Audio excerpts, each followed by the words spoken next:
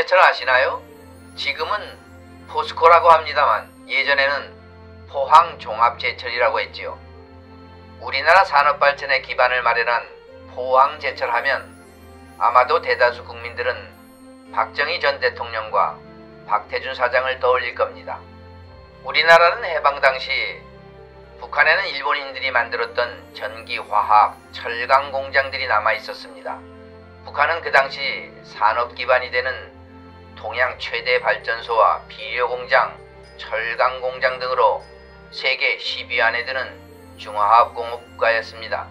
반면 남한에는 농업과 일부 조그만 경공업 공장 외에는 산업 기반이 되는 중화학 공장은 전혀 없었지요. 그나마도 전쟁으로 경제 기반은 몰락해 우리나라 민생은 완전히 도탄에 빠져 있었습니다. 중화학공업의 중요성을 알았던 이승만 대통령은 인천에 철강공장 건설 계획을 수립하고 자금 마련을 위해 미국 원조기관의 지원을 요청했으나 미국은 지원을 거절했습니다. 이에 이승만 대통령은 미국이 돈을 못 낸다면 우리가 보유한 달러로 공장을 짓자라며 그 당시로는 어마어마하게 큰 140만 달러라는 거액을 투자하기로 합니다. 그것마저도 사실은 조그만 철강 공장이었습니다. 당시 통일 전 서독에서 파견을 와 적십자병원에 근무하던 후보 박사에게 이승만 대통령은 우리가 철강 공장을 세우려 하는데 서독에서 기술 지원을 받을 수 있도록 도와달라고 부탁하였고, 이어서 이제 20명을 중공업 핵심 인력으로 키우기 위해 독일로 유학을 보냈습니다. 1964년 박정희 대통령이 차관을 얻으려 독일을 방문했을 때 우리나라 경제 재건을 위한 한국의 철강공업 육성 방안을 당돌하게 제안한 유학생이 있었습니다. 1967년 박정희 대통령은 그 유학생을 대한민국 제1호 유치과학자로 초청했지요. 그 유학생이 김재관 박사라는 분입니다. 그때 제시된 보수가 위넨 연구소의 3분의 1도 안 되었는데도 그분은 조국의 산업 기반을 다지기 위해 독일의 안락한 생활을 포기하고 귀국합니다. 귀국 후 김재관 박사는 산업 기반이 불모지였던 대한민국에 중화학공업, 종합제철, 자동차 산업, 국가 표준제도 등 산업 발전의 기틀을 설계하고 그 기반을 마련하는데 엄청난 역할을 합니다.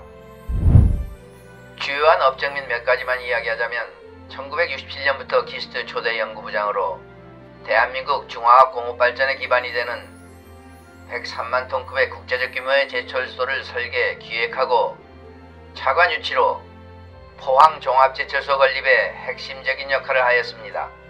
1973년 한국 고유 모델 자동차 산업 육성 방안을 제시하고 개발도상국에서는 유일하게 고유 모델 혼이 자동차 생산을 추진하여 우리나라가 국제적인 규모의 자동차 제조 산업을 가지게 되는 기반을 마련하기도 했습니다.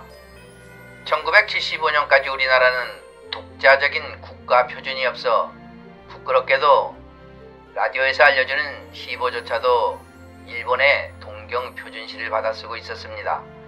김재관 박사는 한국표준연구소 설립을 추진하고 시간, 계측 등의 우리나라 국가 표준 제도를 정립하고 국가표준 기본법을 명문화하여 한국과학기술 발전 기반을 마련하기도 했습니다.